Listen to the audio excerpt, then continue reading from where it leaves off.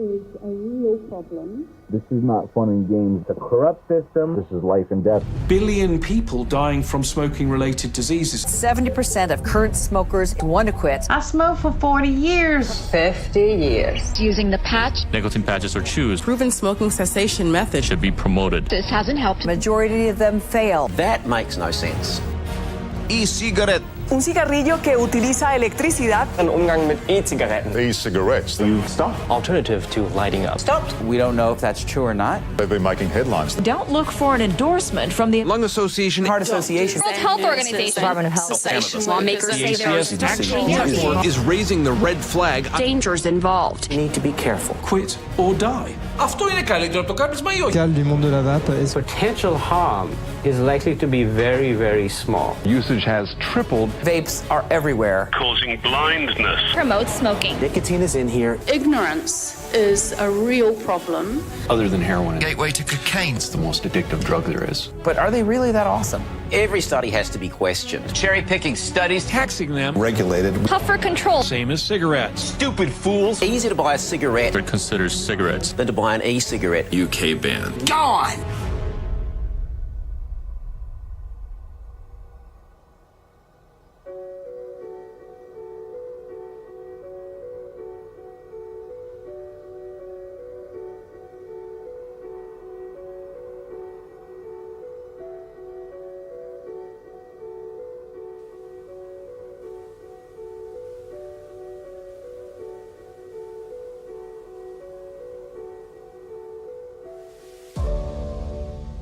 My whole life, I've been told that smoking is bad.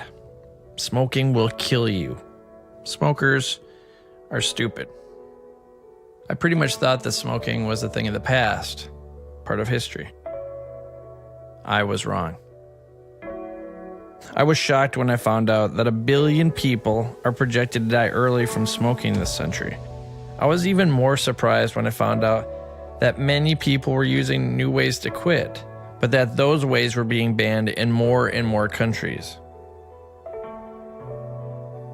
On our journey to find the truth, we traveled around the world. We discovered a common mentality. People that choose to smoke deserve to die. Despite research showing modern cigarettes to be deadly, the number of smokers around the world continues to rise. Millions are dying early, casualties of a war they don't understand. Shoddy studies, fear of the unknown, and passionate enthusiasm are the weapons of choice. Battle lines were drawn. A culture war began. We discovered widespread corruption. To separate the truth from the lies, the emotion from the facts, we went to the leading doctors and scientists. In the end, our journey became about more than just smoking or vaping.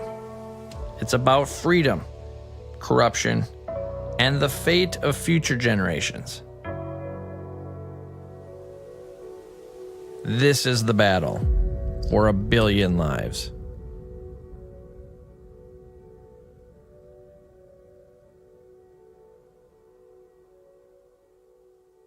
Each year, the tobacco industry produces over 6 trillion cigarettes.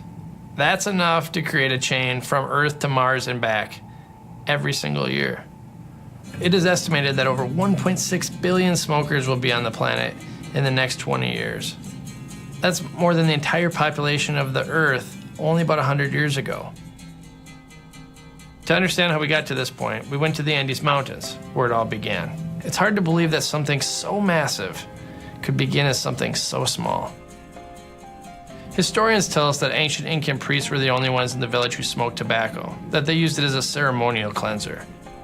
To understand where we are with this debate about vapor technology, we need to look at how we got here, and how 1 billion people now find themselves trapped. During the Industrial Revolution, tobacco use changed in a big way. Cigarettes made by massive tobacco companies became more heavily processed, cheap, convenient, and a big part of pop culture. The rise of cigarettes had begun.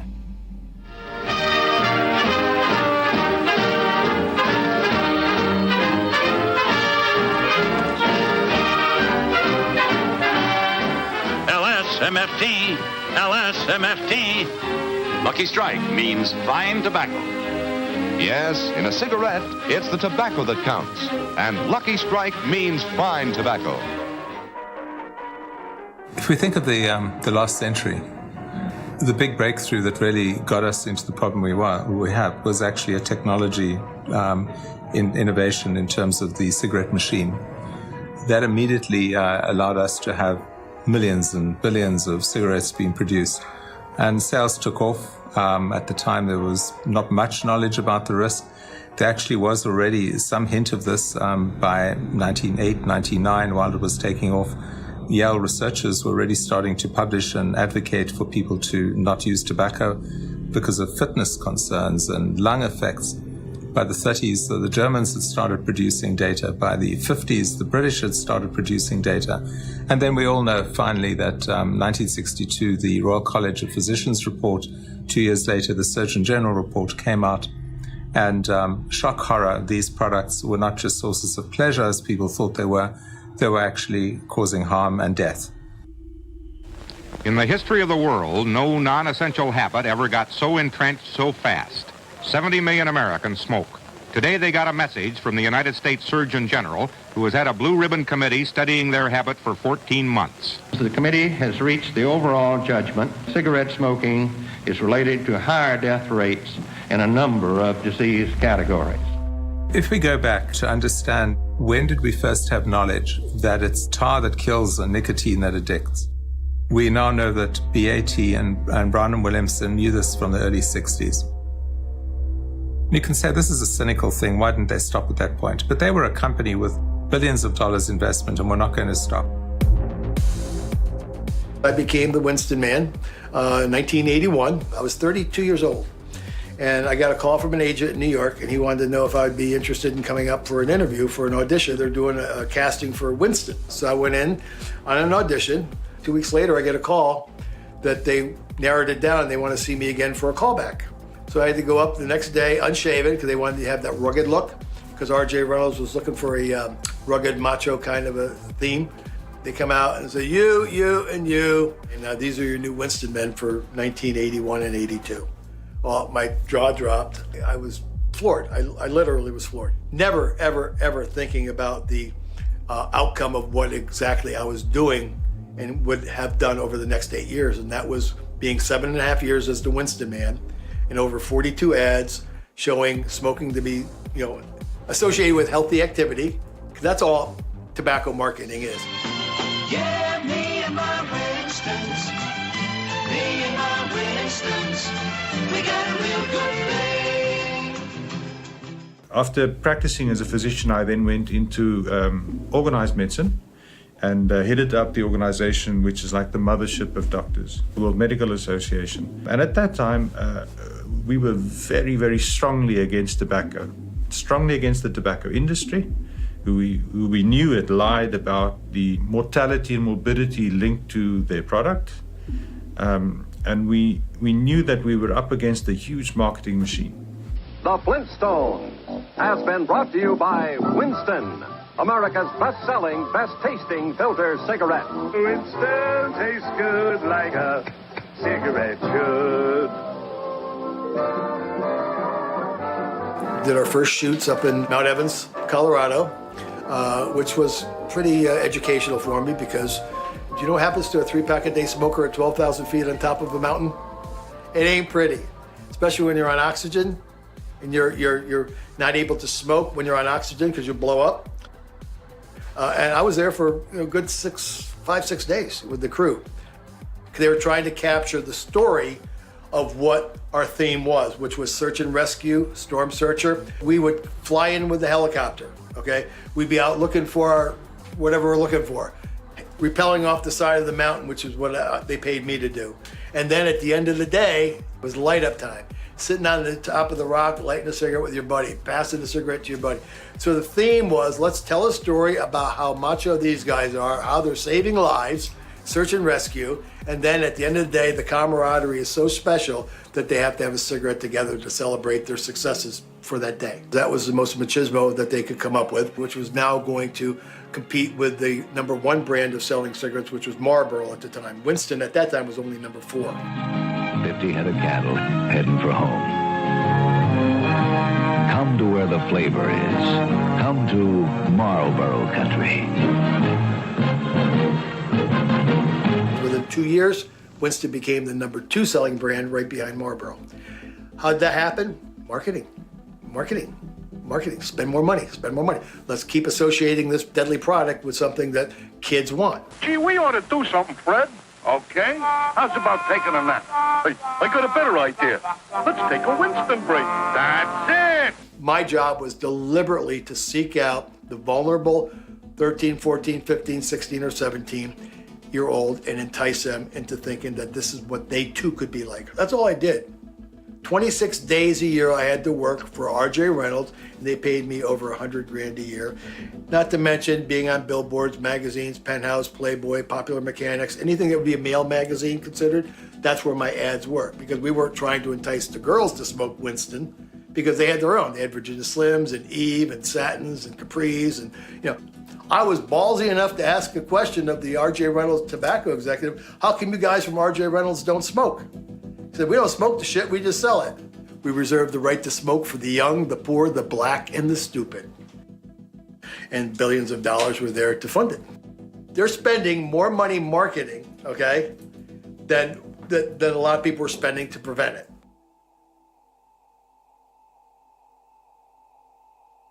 The US was slowly starting to pick its act up. It had introduced some taxes. It couldn't make progress on advertising bans because of First Amendment protection. The tobacco industry was then trying to provide research grants to researchers to buy them off, or to at least ensure that the direction of research didn't go in more of a negative way. And that's when we had the era of the large tobacco-financed research groups around the world.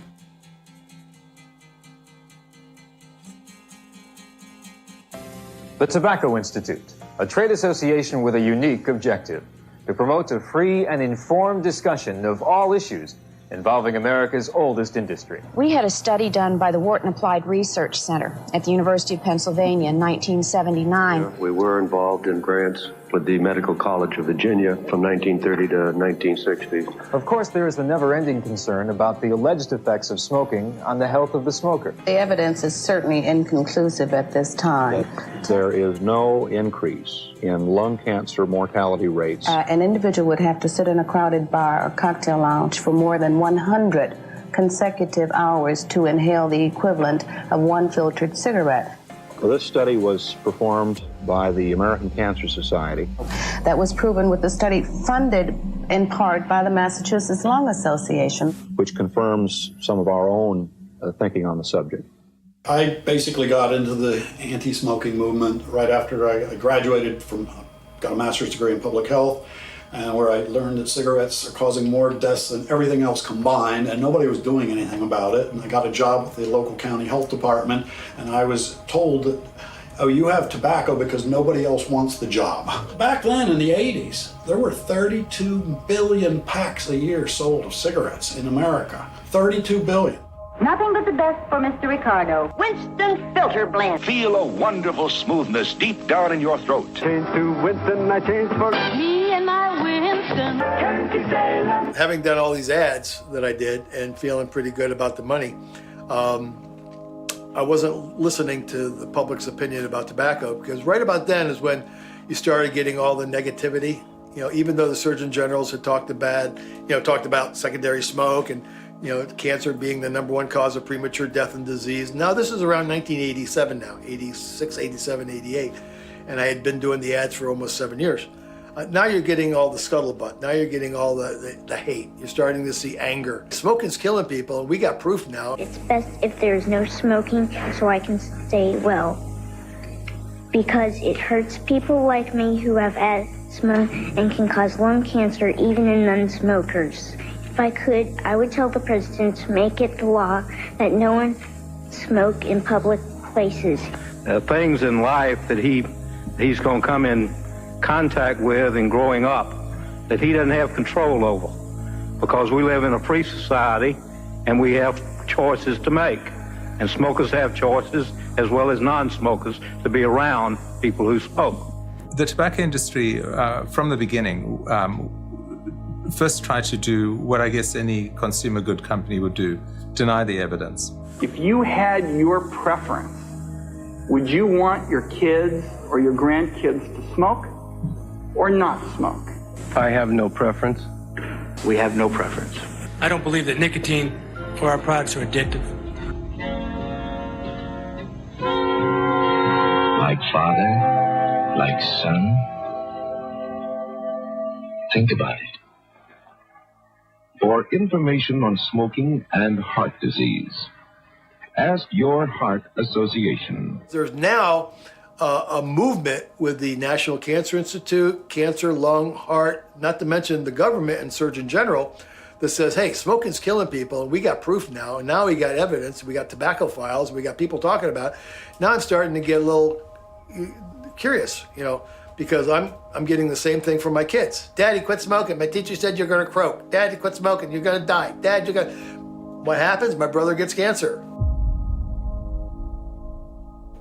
My brother, I was the youngest of three boys in my family. He was my older brother. He was only 3.5 years older. And he was diagnosed with cancer. And he was a smoker. And for about 5 years, I had to watch him deteriorate. And I'm doing the ads. When I did the ads, I was still worrying about my brother. And I had this horrible experience of driving to Boston. He was in the Dana-Farber Cancer Institute. And I walked through the doors. Here you have oncologists, doctors, nurses, people taking care of people who are dying, literally dying from what they chose to do at 13, 14, 15, 16, 17, etc. Now they have to pay the price. So now I'm starting to get a little clued in here. Well, maybe this is bad. Maybe this garbage is killing people. My brother's dying from it. I'm certainly not feeling the way I did when I was 16, smoking a pack a day.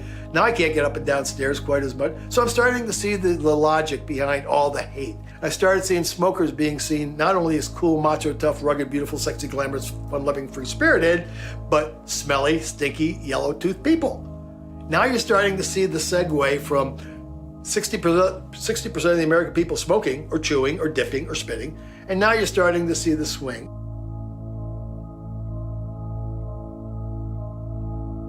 I had to make a decision, and there was a 6-hour ride home, and I probably smoked 2 packs of cigarettes on that ride home, because now I'm stressed. Now I'm starting to feel pretty bad about this, because now I got to go face my kid. And I talked to my son, and I walked in the door, and he talked to me. And he said, Dad, you're going to die like Uncle Bob, right? Boom! Just like that. That's how it hit me. It was like a boom.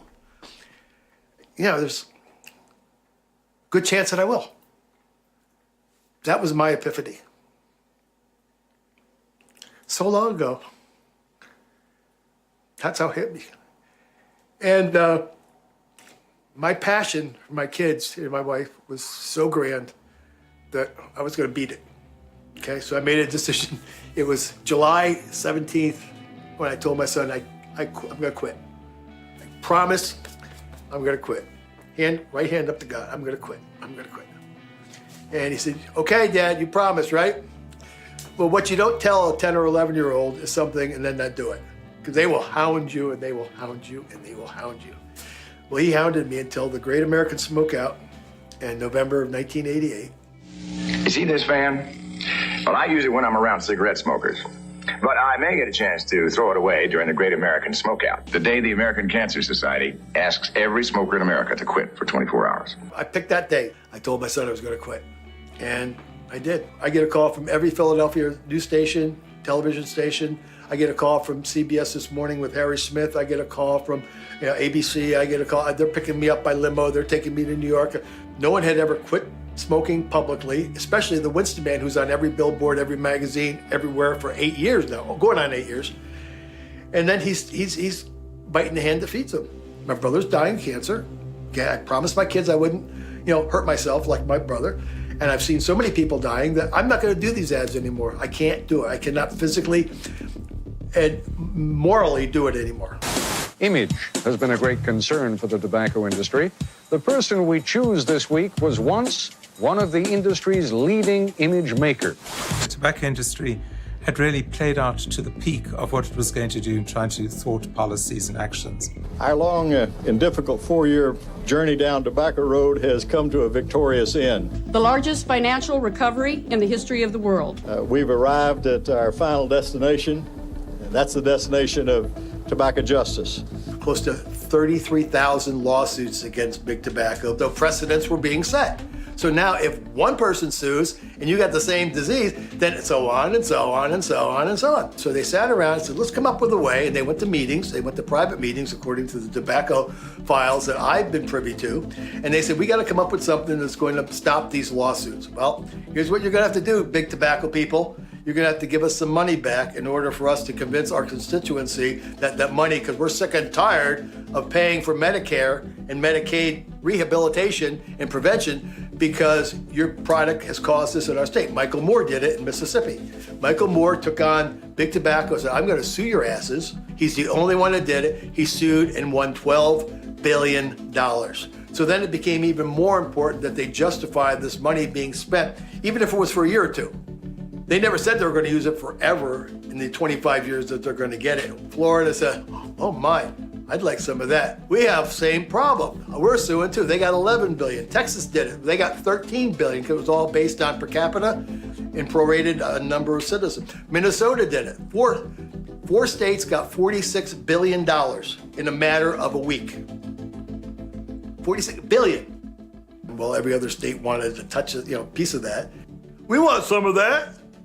We're paying Medicare too. So let's come up with a number that everybody can live with. They came up with 200 billion plus the 46 that went previously to those 4 states.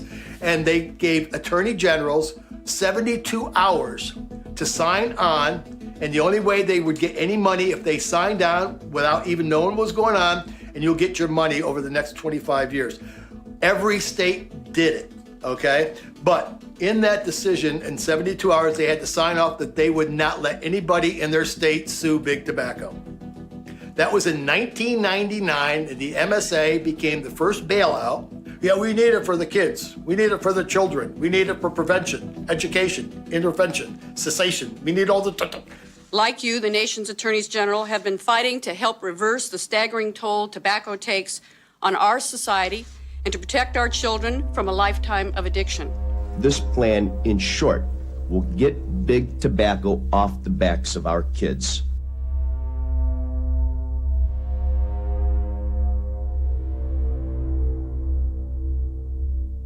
They got the money, they signed on, and then within 2 years, that money's gone.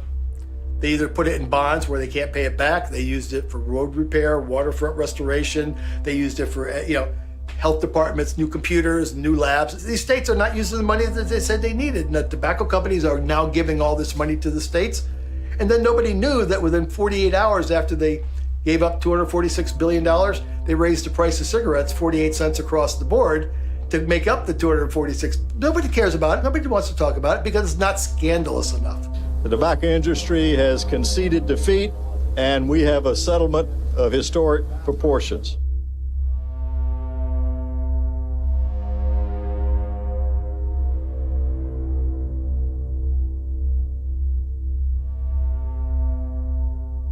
What did New Jersey do? They sold all their money in a bond, okay? Now it's due to be paid back, and New Jersey doesn't have the money to pay it back. There's 8 states that had done that. The other states wasted the money on everything but prevention, education, cessation.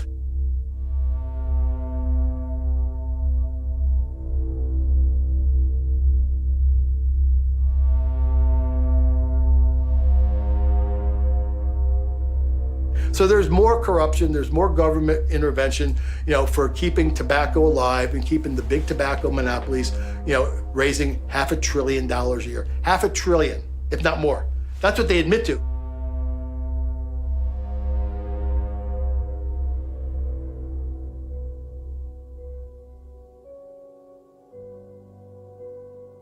By the time of the Minnesota court case in 1998, the state of Minnesota didn't only seek redress in financial terms, but required that the tobacco industry place all of their previously secret documents in the public domain.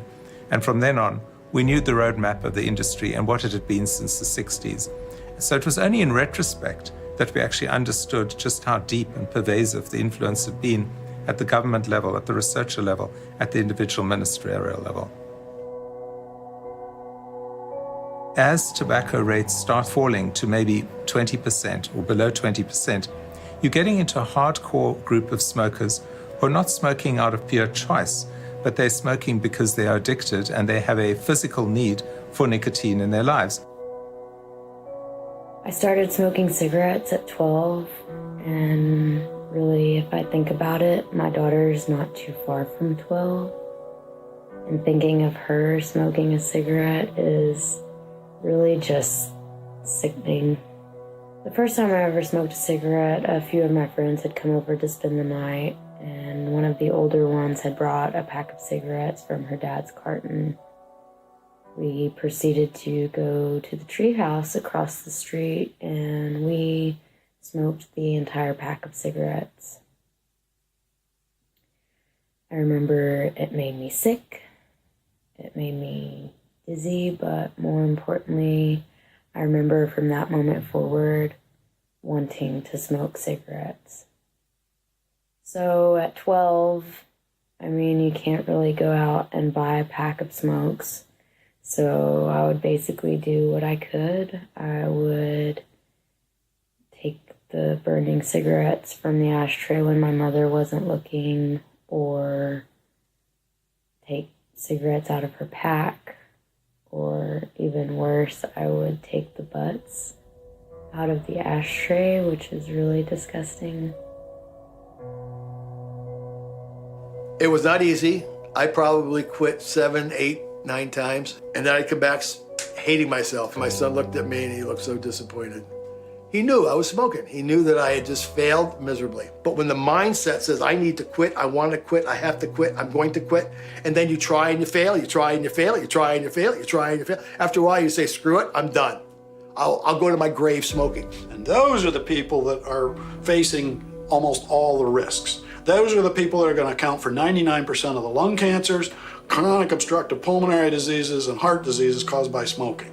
We always need a disruption to actually shift the market and the market forces. And I believe that Honlick's work as the inventor of an e-cigarette really represents this disruptive change.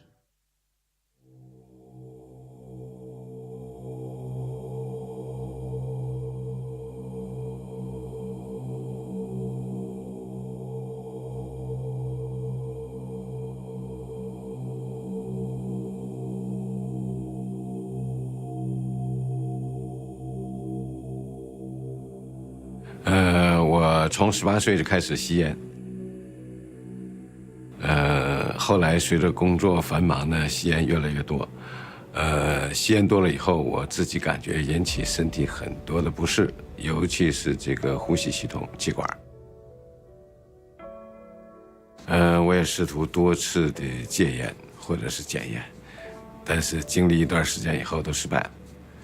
那么后来我用国产的那个尼古丁的贴剂，但经历一段时间都失败了。我在研究所呢，实际上工作了12年多，在研究所呢都是一些创新的项目，所以呢，凭借着我这个大学的药学专业的知识，还有我平时呢对电子学的这个爱好，那么我就有信心呢。能设计出了一款达到这样的一个使用目标的这个电子烟，那么从02年下半年我就开始陆续做这些相关实验，实验这个液体的雾化、携带尼古丁，以及呢这个在这种简易装这种吸入以后的感觉，那么通过这些实验，我就很有信心了，很有信心呢，就是创造一款。这种史无前例的电子烟。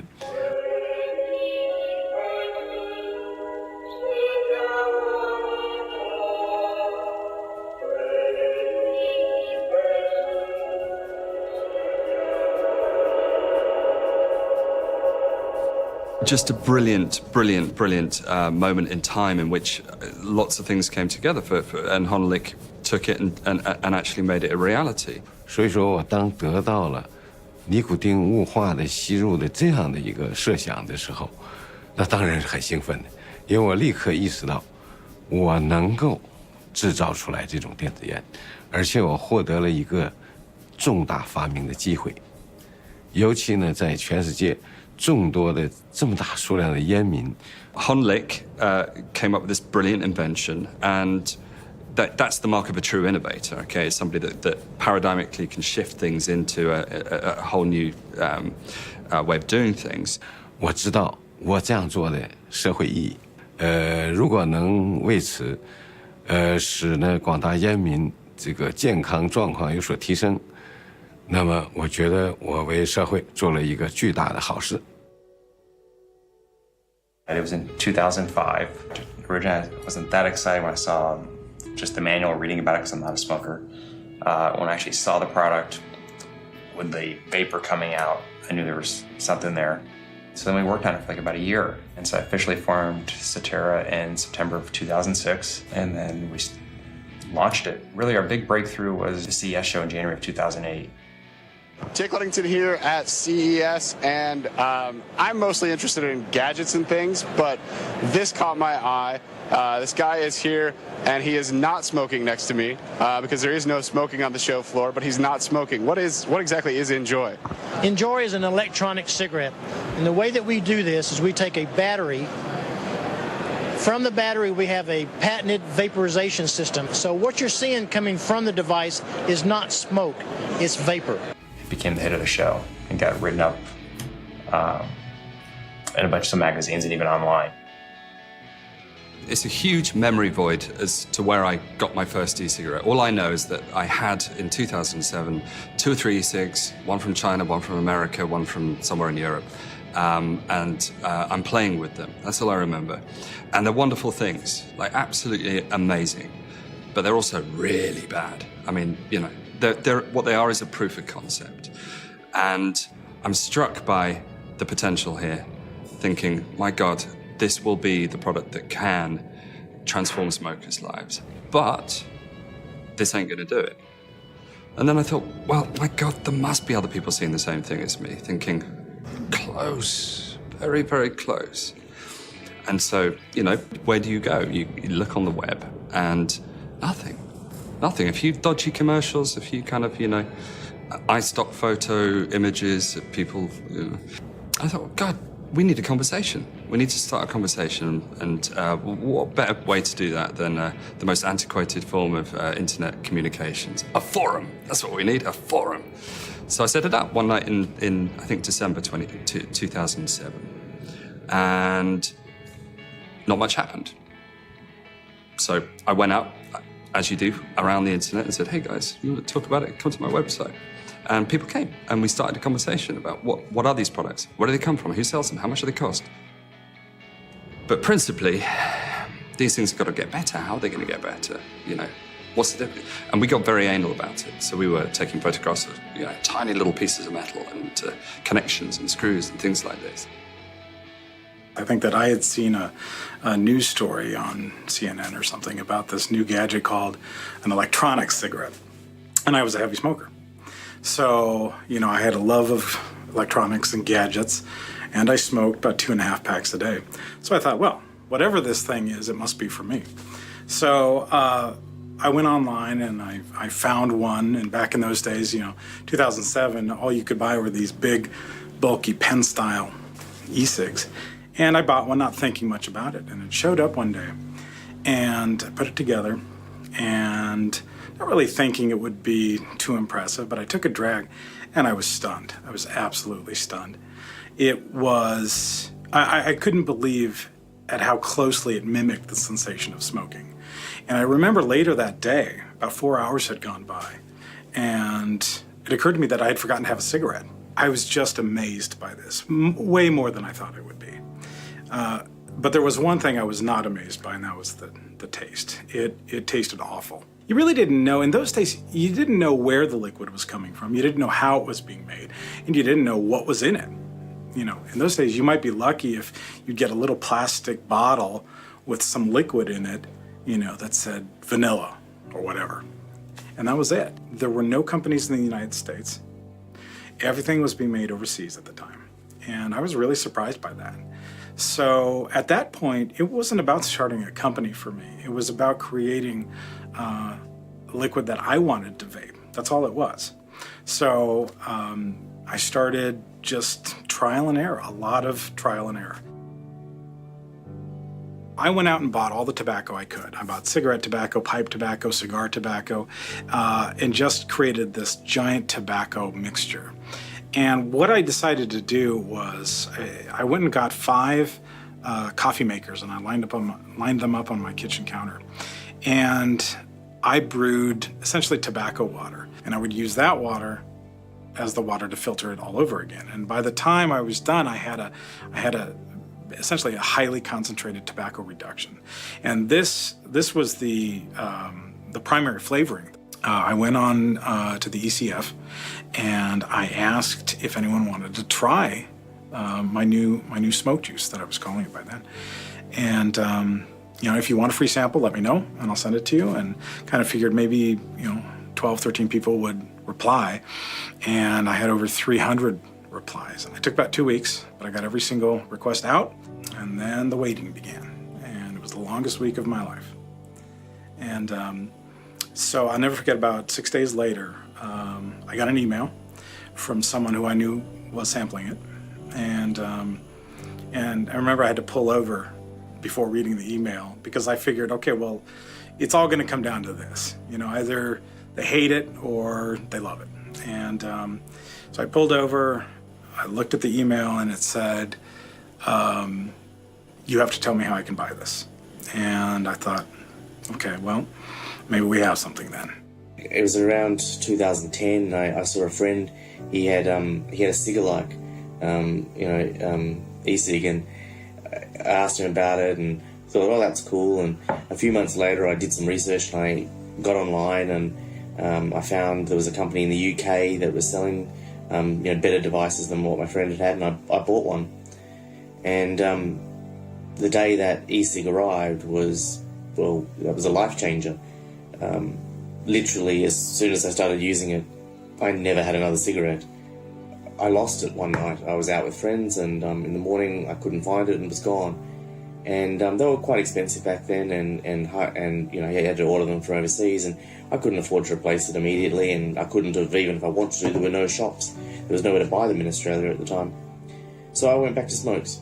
My sister died at 34 years old from non-Hodgkin's lymphoma in her lungs. And there's no question that it was the smoking that did it to her. And I'd been trying to quit for years, and this had been the thing, the game changer that changed everything for me, and not being able to buy it locally just seemed insane. So I started a business, and it was great. It was almost word of mouth. At the beginning, it was just an online store. But it started to, get some traction, and things were going well. The hobbyist side of things that you see today really started very, very early on with this kind of real obsession with precisely what these devices are and what made two devices different. And that's really how it all started.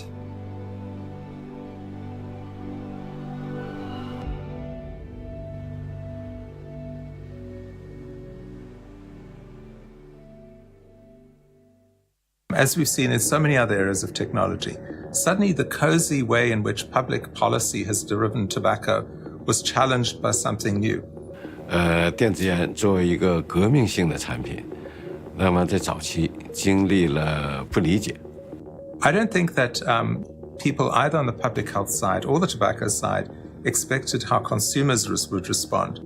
Because it seems that the formulation of the early e-cigarettes met a need of a smoker to have what many of them wanted, 70-80% want, to get nicotine's pleasures without getting the damaging effects. Have we got a solution for you? The all-exclusive Smoking Everywhere electronic cigarette.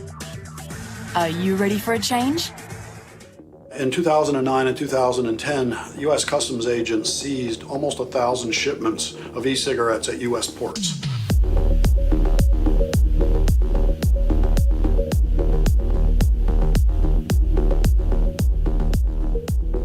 They made a determination that it was a drug delivery device, that since it was battery operated, that it was a device and therefore under their FDA, by drug delivery, there wasn't FDA approval for it, that they could seize the product. And they seized, I think, probably about $500,000 worth of product. And the product, when we got it back, was worthless.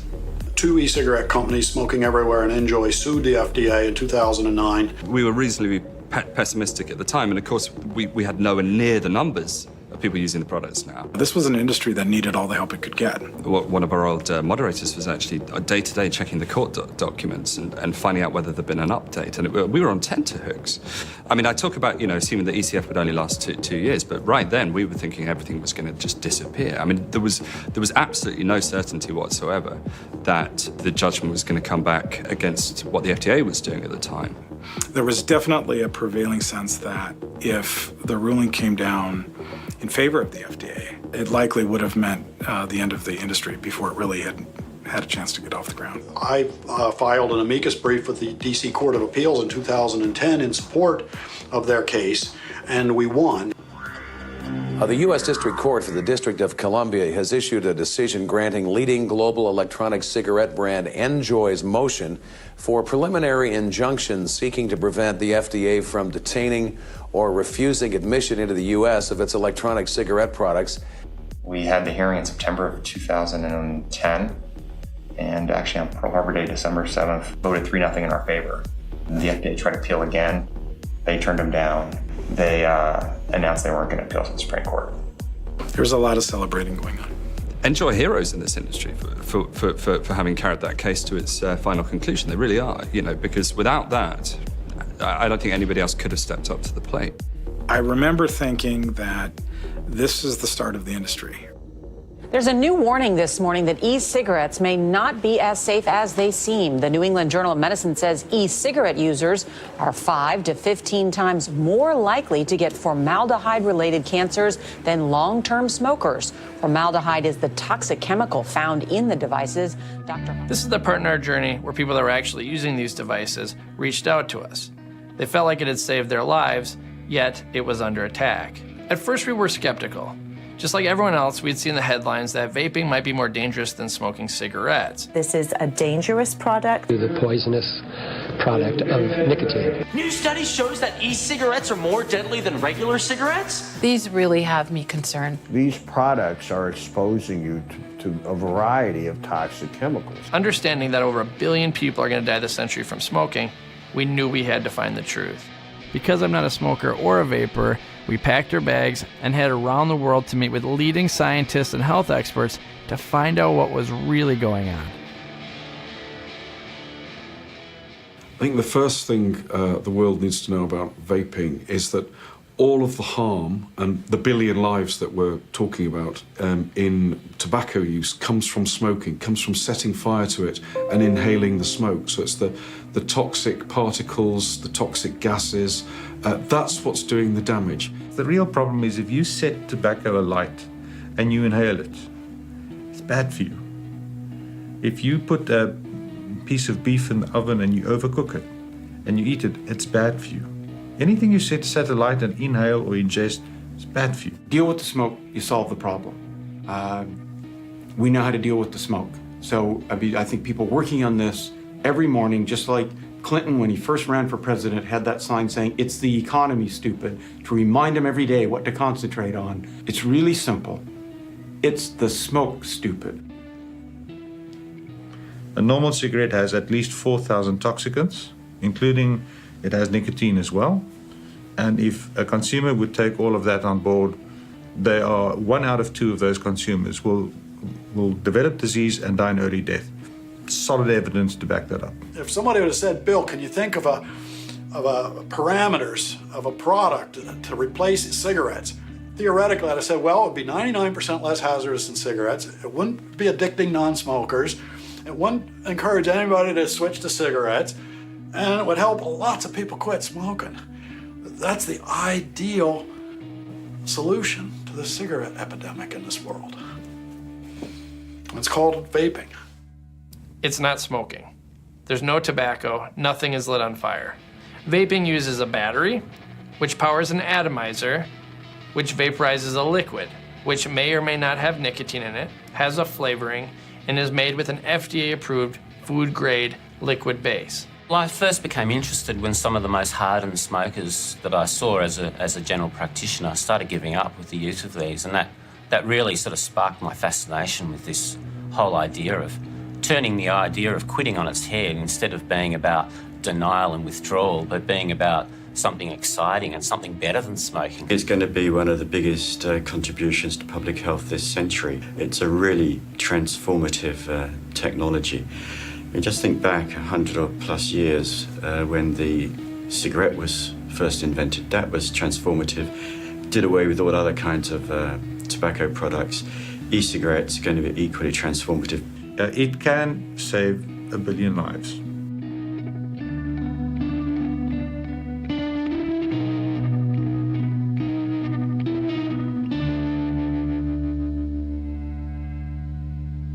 Anytime someone attacks a promising alternative to a massive problem, then you have to ask why. The answer is money. Money, and one of the most fascinating alliances in history. Well, there are lots of forces at play, pro-vaping and anti-vaping, and it's hugely complex. The war on vaping began with the FDA's attack, but they weren't the only ones on their side. To fully understand this alliance that formed, we need to go to the American South and the theory of the Baptists and the bootleggers. In many counties, they hold periodic votes to decide the fate of alcohol sales. An unholy alliance forms between the preachers who don't want alcohol being used in their communities and the bootleggers who are willing to sell alcohol when and where it's not legal. They're happy to help the preachers restrict alcohol sales because that kills their competition. It's a classic example of the enemy of my enemy is my friend. At the end of the day, they both drive around town with the same bumper stickers. Unfortunately, counties that vote to restrict alcohol sales have higher rates of drunk driving fatalities. We see the same two sides in the vaping wars. You have the bootleggers who are opposed to vaping for business reasons, and you have the preachers who are opposed to vaping on moralistic grounds. Well, let's talk about the bootlegger side. Remember Big Tobacco? They don't like competition for their $1 trillion business. Analysts say electronic or e-cigarettes will become a $2 billion industry worldwide by the end of the year, with some predicting sales will outpace conventional cigarettes within 5 to 10 years. Cigarette companies realize that e-cigarettes are now a threat to the old business. And are they? Huge threat. It's one of the very rare cases where you have such a controversy about a product, and to the point that people don't understand that it is the main competitor of tobacco cigarettes today. The e-cigarette is the main competitor of tobacco cigarettes.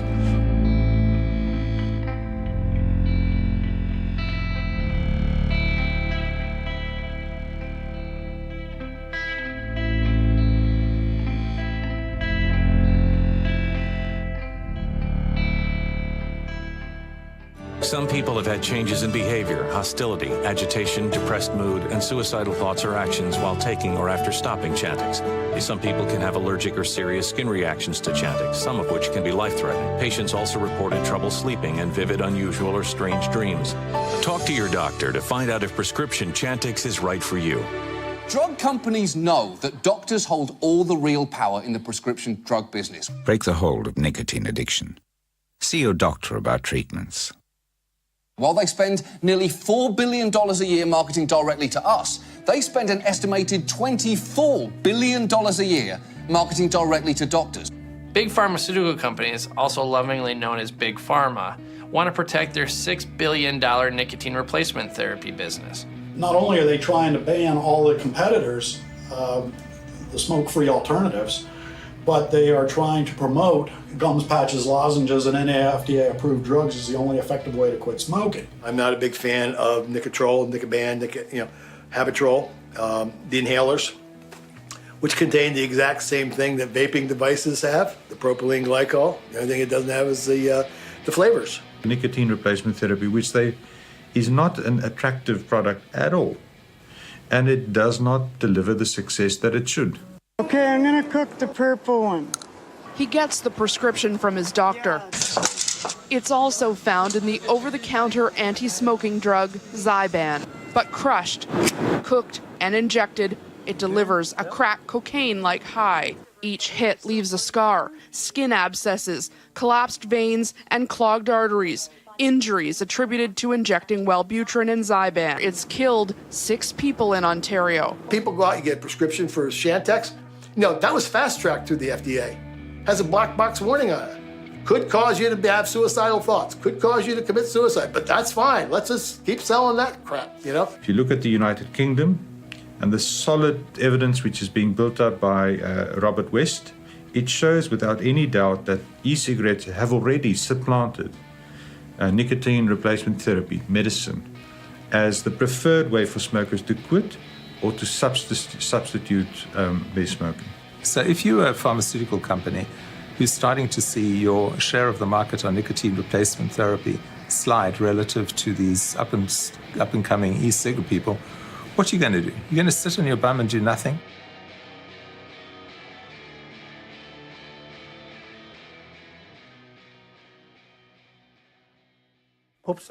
Under the Korean law, electronic cigarettes are considered cigarettes until comprehensive research proves that e-cigarettes are harm-free and contribute to quitting smoking. Nicotine patches or chews that are scientifically proven to be safe should be promoted. It made sense to find big tobacco and big pharma in the bootlegger camp because they sell things. But it was confusing to us when we found national governments were right there with them.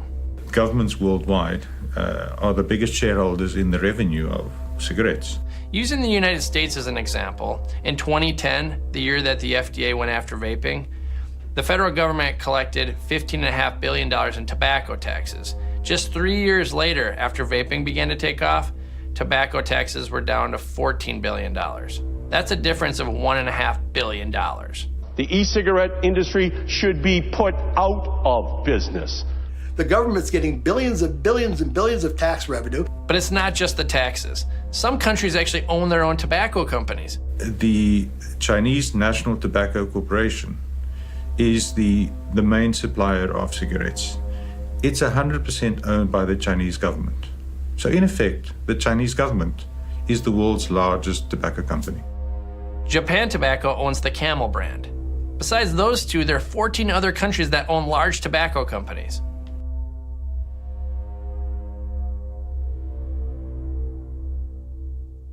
So who are the preachers? Unfortunately, these are the people smokers go to for advice. They're medical professionals and other healthcare organizations like the CDC, FDA, and the World Health Organization.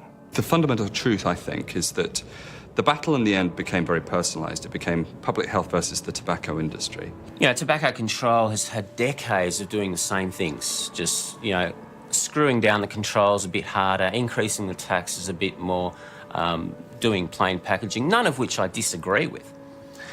But when something comes totally out of left field, I don't think they know how to deal with it. The groups that were kind of in charge of that around the world felt that really they were in the final leg. The final push would just end this story forever. And now we cannot allow e-cigarettes to snuff out the progress we've made preventing nicotine addiction and its deadly consequences. It's shocking to hear it. I almost, flinch when I hear, colleagues saying things about e-cigarettes that they know or they should know are completely wrong, or exaggerated, or scaremongering.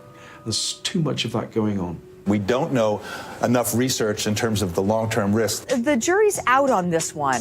They might or might not be able to help you quit, but there are definite harms that they can cause. We don't yet know about vaping. It's the same as antifreeze. We used to have very dangerous products, and the makers of those used to lie about those. We now have much safer products, and the public health community is lying about those. We know that they don't actually allow people to stop smoking.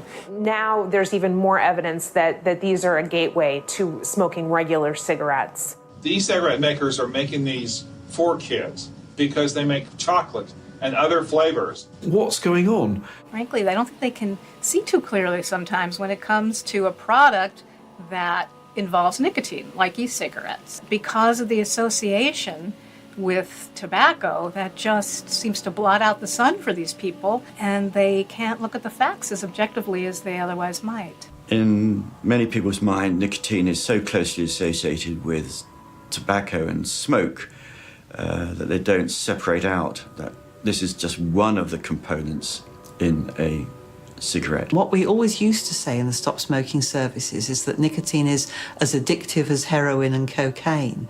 But actually, we're finding more now that once you take it out of the cigarette, which we know has got other chemicals in to enhance the action of nicotine, it doesn't seem to be so addictive. You never see anyone sniffing pure nicotine. You never see anyone injecting pure nicotine. No one wants to inject or to use nicotine in a pure form. And you know, it would be much cheaper to get nicotine, you know, as a solution rather than to take it from cigarettes. But everyone likes cigarettes because it's not only nicotine. It's not particularly dangerous in itself. Some people are saying, well, in terms of risk, it may be on a level with, say, coffee, something like that. Nicotine is a mild stimulant. We have data from Sweden where they have huge rates of nicotine use, lifelong use. The rates of lung cancer are half that of the rest of Europe. The rates of heart attacks are half that of the rest of Europe. And the reason is because the tobacco they use is a special smokeless pasteurised product called snus, which is a harm reduction product, much the same as electronic cigarettes are. And so we know that really lifelong use of nicotine, you can't measure any significant health impacts from that. The data we have on that it really comes from looking at people using patches and gums, and the data show that you can use nicotine for many, many years. Many people have gone on to be lifelong users, including, I might say, my sister, with no additional risk, but dramatic declines in their probability of risks. And I think part of it is the way physicians, nurses, health professionals get trained and the way they send their message forward. They often don't know that very simple fact. What I'm extremely disappointed with in myself and in our movement, especially around the Framework Convention on Tobacco Control, is that we did not recognize the central role of nicotine, molecule nicotine, and the possibility of tobacco harm reduction. Frankly, you don't get people to move, and especially not 1.4 billion people to move by giving them a sermon and lecturing them and saying, you quit or you die. Here's some nicotine replacement therapy, your gum or your patch. You're only allowed to use it for 12 weeks because you're a bad person. You need to stop smoking and use this, and then let's hope that we can fix you. And that's a gap, and it's a great failing. What struck me was in my career, which extends from working on tobacco in South Africa through WHO, is how rarely we actually make the point very clearly that nicotine addicts, tar kills. That very simple separation of what's in a product. And yet we've known it for years. It was in the original Surgeon General's report in 1964, clearly stated that long-term use of nicotine alone confers very little to no harms on people. Do those professionals actually know how people die of smoking? And then you get to the disturbing fact that if you ask the question to, let's say, the physicians in America, does nicotine cause cancer? Simple question. Does that cause cancer? 70% of them would say yes. And the science is absolutely clear that nicotine is not a carcinogen. It is an addictive agent, so it's part of the ritual and the attractiveness of people smoking cigarettes, but it's not the nicotine that kills, it's the tar and the smoke. We weren't honest with our patients. If health professionals and those who are in a position of trust, where people would want to confide or discuss quitting, you would want them to have the right information. And that to me was the shocking part in myself, is that I did not know that a nicotine is not a carcinogen. So where I would have been in a position to help my patients or family members who smoked with less harmful products, so that if they couldn't stop or quit smoking, to at least switch to something less harmful.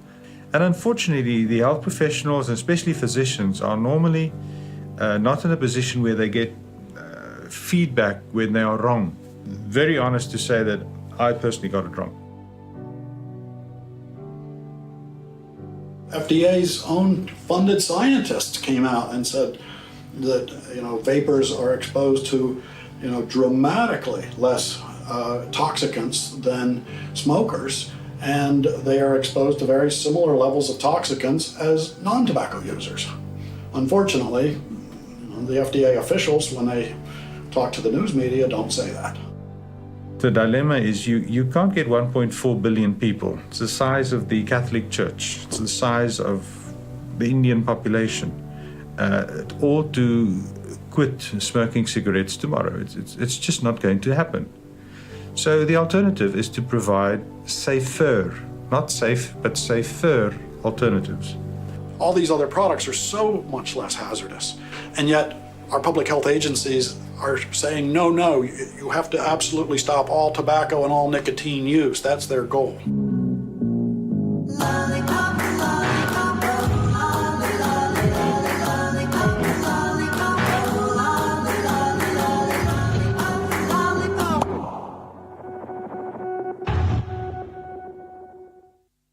As we look at the arguments against vaping from the preachers, it seems that there's an issue of pride. Nobody likes to admit that they're wrong, especially when they're the expert.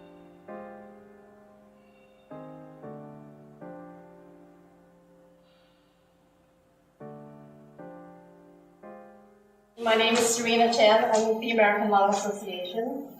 Every time we watched a public hearing about vaping, it was intriguing to see that one of the major health charities was there to attack it immediately. The anti-tobacco community is also a small economy in itself. Cancer, Heart, and Lung, for the last 20 years, their tobacco control advocacy has all been financed by pharmaceutical grants and contracts. I found out that cancer is a $150 billion industry. American Cancer Society, the most profitable nonprofit organization out there. Every advertisement on television you saw for gums, patches, and lozenges for the Nicoderm, Nicorette, and Commit lozenge, it said sponsored by the American Cancer Society and had the American Cancer Society logo on it. And every state has a chapter, every county has a chapter, and every city has a chapter. 17 to 18% of that money goes to research. The rest goes to the multi-million-dollar salaries of all of the CEOs, CFOs, COOs, CDOs, CLOs. Everybody's got, and so on and so on and so on. I just know that people keep donating year after year after year after year, and we have more walks and more relays and more ribbons because people haven't done what the problem needed to be done, and that is stop the source of the problem. You go to a river, you see a baby floating down, a dead baby floating down, you pull the dead baby out, pull the dead baby out. Another baby comes out, pull the dead baby. All we're doing is reaction. Pull the dead. Look, go to the beginning of the mouth of the river and see who's throwing the babies in. Then stop that person, then maybe we won't have the dead babies floating down the river. I know I'm being obnoxious here, but it's as simple as that. If the tobacco model as we know it were to change drastically, all of those NGOs would be out of business. They're holding on to the foe. They don't want the foe to die. Then I started investigating the product and I could see the potential. I was worried also because the potential was very high. I said, wow, my smoking cessation center will be out of business in a matter of few years.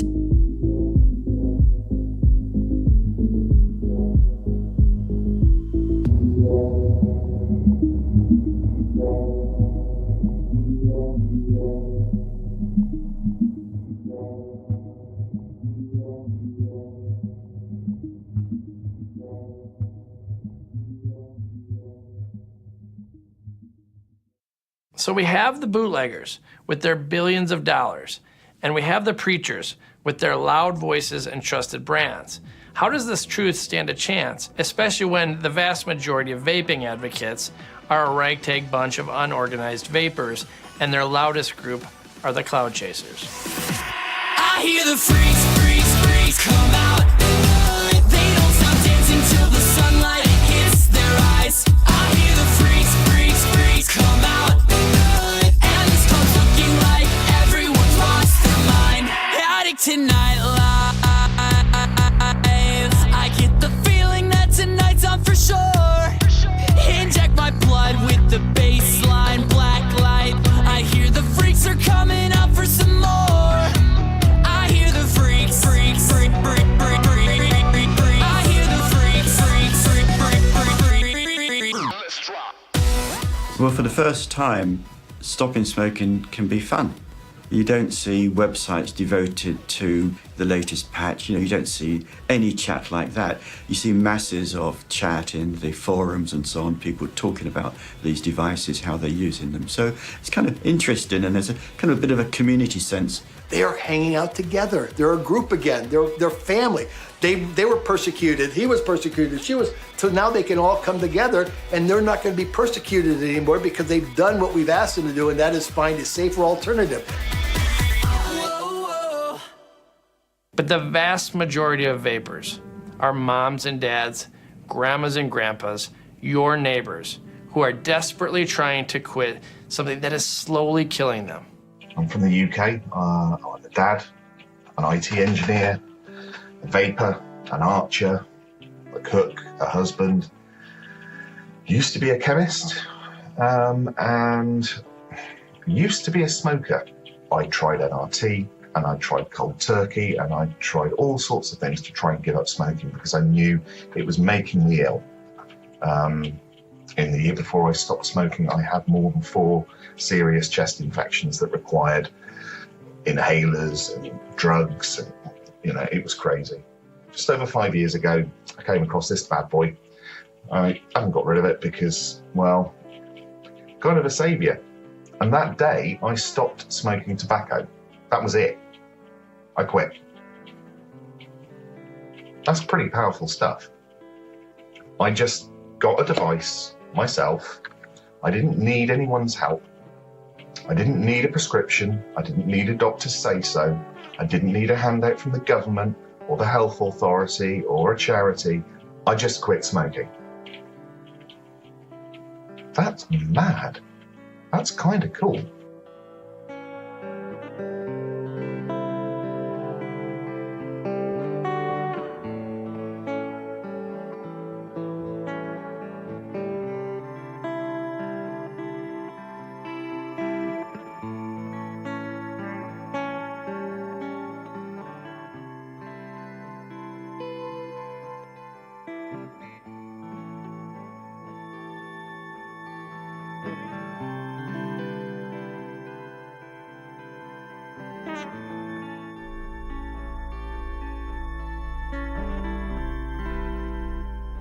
In the meantime, the people who have the power to help them quit smoking find themselves in a conflict of interest. Let's look at the FDA. The FDA is known to have a history of hiring people from Big Pharma, and then once they're done at the FDA, they go back to Big Pharma. It's a revolving door. The current head of the FDA Center for Tobacco is a former lobbyist for the Big Pharma company that sells Nicorette gum in the United States. This is the same division that in 2014 proposed banning 99% of the vapor products on the market. It will ban more than 99.99% of all e-cigarette products on the market today.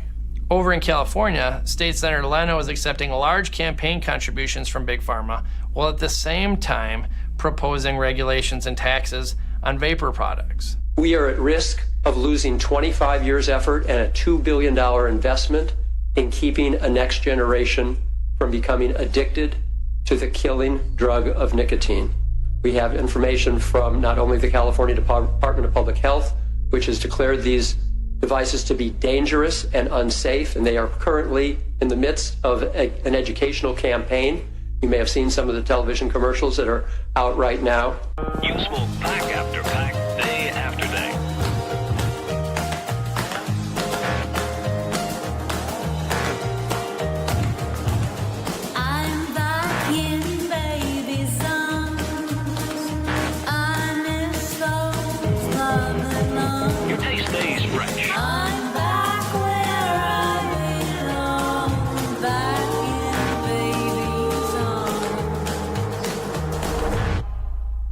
And then you're going to hear from all the health advocacy groups, the Lung Association, the Heart Association, the Cancer Society. All those who are in the business of protecting public health will be speaking in support.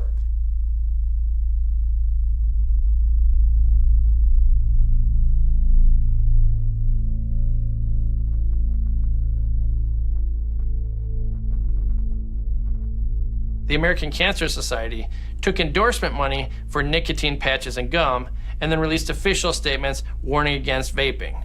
For disclosure, neither I nor Smoke Free Pennsylvania has ever received any funding from any tobacco company, from any drug company, or from any e-cigarette company. Most of the anti-tobacco movement, the large organizations, for the last 20 years, the Campaign for Tobacco-Free Kids, the American Cancer Society, the American Heart Association, the American Lung Association, the American Academy of Pediatrics, the American Medical Association, and many more have received hundreds of millions of dollars from the pharmaceutical companies that manufacture and market the nicotine gums, lozenges, and patches, and the Chantix and Wellbutrin medicines.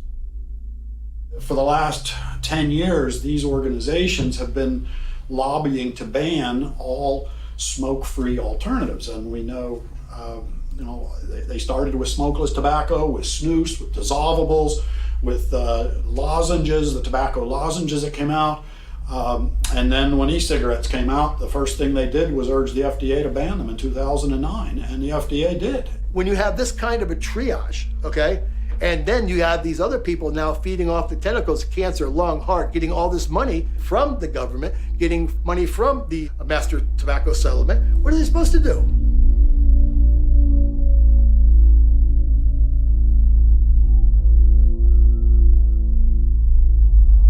With all the lobbying from big charities, it looks like government took the convenient opportunity to protect their tobacco profits. The category is under threat. Countries like Singapore, Thailand, probably Indonesia, Australia, have banned e-cigarettes. We just had a vapor from Australia saying she's smoked for 43 years. She tried everything, patches, gum, behavioral therapy, the works. Didn't work. She heard about e-cigarettes and she asked her local pharmacist, can she have that? And she said no. Then she phoned the quit line. Could she have an e-cigarette? She's tried all the other modalities of cessation. They said no, it's illegal. So that is sending her to an early death. 20 countries have now banned e-cigarettes due to World Health Organization telling them to. In Hong Kong, it's a $12,000 fine and or up to 2 years in jail. In Brunei, it's $10,000. This has happened all over the world where countries have banned or heavily restricted vaping. And you're doing nothing about smoking. So you're in a place where you can get cigarettes everywhere, but you cannot get e-cigarettes. By banning all these least hazardous alternatives, they're actually protecting cigarette markets. A vapor from Dubai, he was telling me that he had quit smoking 2 years ago with e-cigarettes, but he was forced by the government, due to the ban, to illegally introduce e-cigarette products in the country in order for him to stay off cigarettes. So you are forcing someone to do some illegal actions in order to stay away from cigarettes. And I don't see any reasoning and any common sense behind that. In some countries, you need a prescription to vape, but you can go to the store and buy cigarettes. In Australia, they ban vaping liquids that have nicotine in them because they say nicotine is a poison. Yet they sell nicotine gum right in convenience stores without any sort of prescription. Bam, 3 black SUVs raided my house. They had a search warrant, a search and seizure warrant, and they came in and they went through all my things.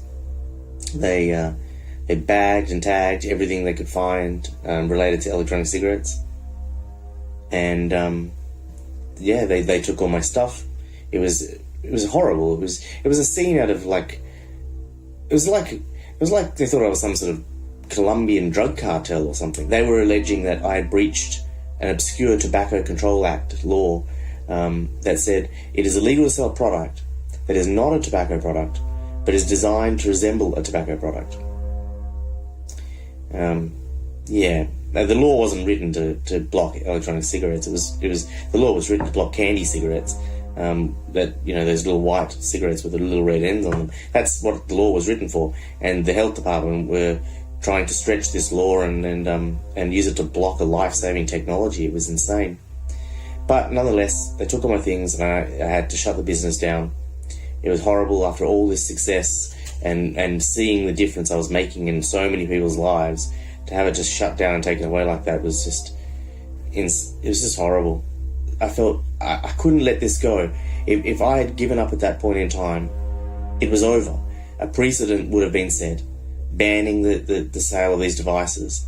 I can't possibly explain what it's like to tell your family that you're going to push ahead with this thing, even though it's probably going to bankrupt you, but you simply got to do it because it's the right thing to do. And then at the end, after you do it all, and you go through all of these sacrifices and all of this pain, and all of the fights and arguments, the court simply ignores the argument and simply finds you guilty. The lives of millions of Australians and billions of people worldwide don't appear to matter in this situation. It seems to be about money.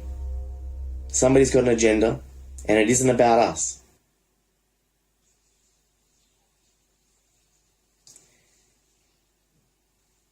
Don't let the bastards win.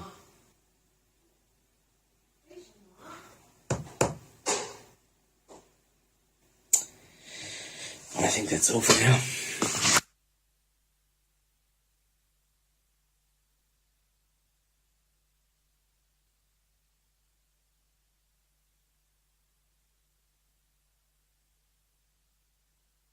One of the biggest vaping news stories in 2015 was when Portland State University came out with a study showing that there was more formaldehyde in vapor than in cigarettes. Formaldehyde study basically was a fraud. The person who did it set the PV on the wrong setting, and it would dry puff. No vapor could use it. All the way up to 12. I'm not trying this all the way through.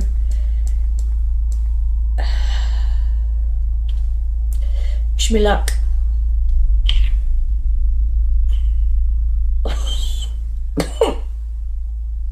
Oh. It can't be done. But they made a machine inhale it, and then they assumed this machine would inhale so many hundreds of inhales every hour for the rest of their life. For 75 years they projected it out to be, and they added up all these dry puffs, of the machine dry puffing for 75 years in a row, and then said it might be more carcinogenic than cigarette smoking. But it was a fraud. A lot of these researchers, they're mostly funded by the federal government. The Food and Drug Administration and the Department of Health and Human Services, through the National Institutes of Health and through the Centers for Disease Control, are funding most of the people who are trying to ban e-cigarettes, and they're funding them to go out and lobby to ban e-cigarettes. Even though it's completely illegal, the CDC gave grants to the Washington State chapter of the American Lung Association, who used that money for lobbying. This is what happened. King 5 News. For so many adults, this has been a life-changing intervention. Now at 6:30, a heated hearing in Olympia as the state tries to become the first in the nation to regulate e-cigarettes like tobacco. South Bureau Chief Drew Mickelson looks at the proposal that would make Washington's vaping laws some of the toughest in the country. It's a violation of federal law to use federal funding to lobby for laws, but it's been going on. The CDC's been warned about it by the Department of Health and Human Inspectors. Inspector General did a report. They had hearings in front of the U.S. House of Representatives Energy and Commerce Committee on this. That Tom Frieden was warned that he could not, insist in his grants giving out to state health departments that they lobby for laws. He was putting it in the grants, and it's a violation of federal law. So this has been going on. This is why all these cities, municipal health departments and state health department directors have come out calling for bans on e-cigarettes, because they don't want to lose their CDC funding. And why these researchers keep coming out. Every researcher that comes out and generates a news story saying e-cigarettes contain toxic chemicals gets another $10 million grant from the FDA or the National Institutes of Health. Nothing motivates people quite like fear, especially when it involves our children. This recent report found nearly 2 million middle school and high school students have tried electronic cigarettes, or e-cigarettes. That set off some alarm bells, and this week 40 state attorneys general called on the U.S. Food and Drug Administration to regulate e-cigs just like it regulates tobacco. The Federal Health Agency's goals was hoping by year 2020 that we could get The past month smoking rate among youth down to 16%. It's down below 10% now. 5 years ahead of schedule. And it's because of e-cigarettes. The regulatory authorities then confuse the water by saying, well, maybe it reduces harm, but maybe it doesn't. And we definitely need more research. Well, of course, we need more research on everything. Well, I mean, what do you think? Is it a question of they're bad for you, or we just still don't know? I think what we can say basically is they might or might not be able to help you quit, but there are definite harms that they can cause. And those definite harms are in different environments. So if they get kids hooked on nicotine, that's a really bad thing. Virtually all the daily users of teenagers are either smokers or people who used to smoke. And the problem is the researchers aren't disclosing a lot of this daily use data. The only 2 surveys that have ever asked people, did you vape nicotine or no nicotine? And they found 96% of all non-smokers who had ever used an e-cigarette in their life used no nicotine e-cigarettes. You've called this deeply troubling in the past. I mean, why? Well, if you start with e-cigarettes, there's a real likelihood that you will become nicotine addicted. The so-called gateway effect is used as a reason why e-cigarettes should not be used. If children start with e-cigarettes, that leads as a gateway to stronger drugs and to smoking. There's no evidence to back that up yet. Just applying first principles to it.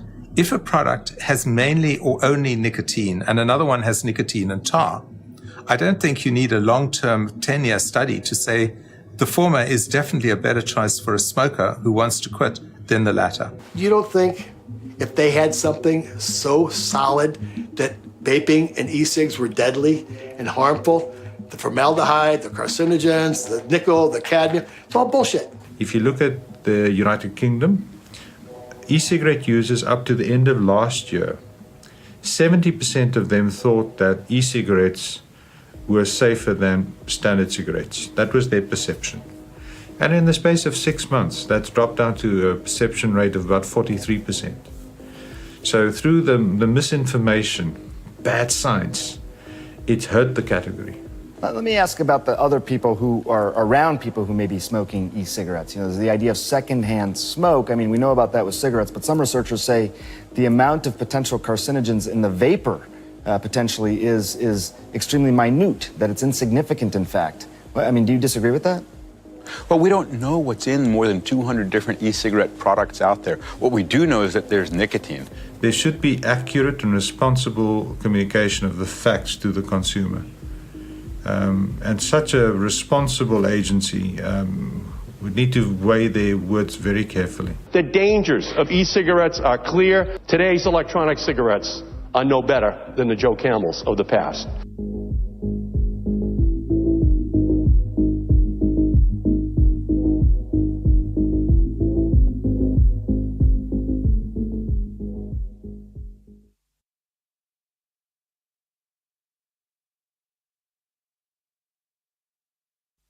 If all the smokers of cigarettes today switch to e-cigarettes tomorrow, the billion lives will definitely be significantly reduced. It's the smoking that kills people. It's not the nicotine. It's people smoke for the nicotine, but they die because they inhale smoke. You have none of the tar, the smoke, or the 4,000 plus chemicals going into your body. There's no evidence that vaping has caused or associated with any disease. And we know that it's helped several million people quit smoking. So the billion lives that we're trying to save, better do a hell of a lot more than we're doing now, because right now the army isn't big enough. A lot of people don't even want to fight the war anymore because it's an uphill battle, and people are exhausted and tired and frustrated and angry and pissed off and upset with the fact that we can't fix it because it's truthful and it's right.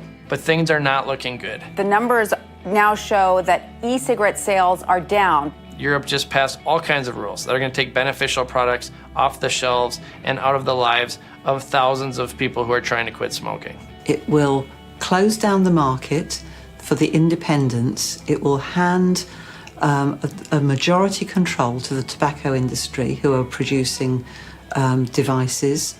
And I think it will be a damaging thing to the whole of the vaping industry. I'm very disappointed in the way things are going. Here in Poland we have over 1 million vapers, and we estimate that after that heavy legislation, it will be 500,000, not more, or even less. We are trying to find a way to fight. It's not easy because TPD is already a law in the European Union. In the US, the same thing. The FDA just passed all kinds of new rules that will keep millions of people smoking. The FDA has estimated that more than 98.5% of all e-cigarette products on the market will be banned by their regulation. All e-liquid will be banned. This is not a proposed regulation to protect children as the FDA has presented it falsely to the news media. It's Prohibition Plan B. You know what the FDA is going to do. You know what EU is going to do. You know what Germany is going to do. You know what Malaysia is going to do. You know what Brazil is going to do. You know what Argentina is going to do. We all know the die is cast, the cast is formed, the stage is set, and the script is written. End of story. Why? Because nobody cares. The billion lives, billion people with names. They each have a name. And if you and I were in discussion with them, would it not be fair and responsible to provide them with the right information? The question is, how much evidence is sufficient for that one person sitting in front of you? So if you're the nurse or the pharmacist or the dentist and it's your patient and they ask you, I'd like to use an e-cigarette, what's your view? Then you can't say, well, we need to do more research. That's just not helpful. It's irresponsible. The public needs to know the truth about these products. And they need public health people telling the truth about the risks, at least 95% less risky than smoking. If we look at the history of public health, the biggest breakthroughs are associated historically with two really simple things. One, you give people enough information that they can make an informed decision about what they're going to do. And two, you give them the ability to act on that information. It's a crime not to tell the billion people who will lose their life because they smoke of the alternative. We are losing. We are losing fast and furious and big. And who's going to lose? The smokers, again, who are now trying to transition over when they've been asked and begged and cried for years and years. And now we have something that's viable and we're not giving it to them. It's just shameful. It's embarrassing. This is not how people should treat other people, especially under the guise of public health and compassion and love and liberty and freedom and all that. You know, I'm sick of it. What we have here is that the best kept secret in tobacco cessation, tobacco harm reduction, is the use of safer alternative nicotine products, and that consumers are denied that right. We have this huge, glaring opportunity to do something that would sort of rival eradication of smallpox or dealing with cholera, sanitation as one of the biggest public health breakthroughs we've ever had. And it's staring us in the face, and it's not conceptually difficult. And we've got examples of where it's worked. When we look at things like Swedish snus, we have proof of concept that people can get their nicotine in far less hazardous ways and be just fine with it. And it hasn't happened yet.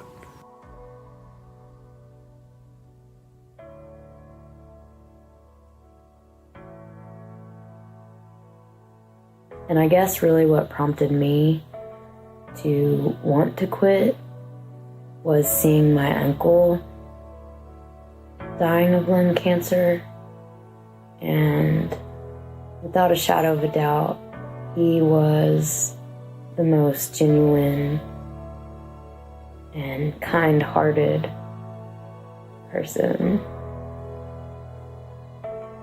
I've ever known in my life. People are going to die. People are going to get sick.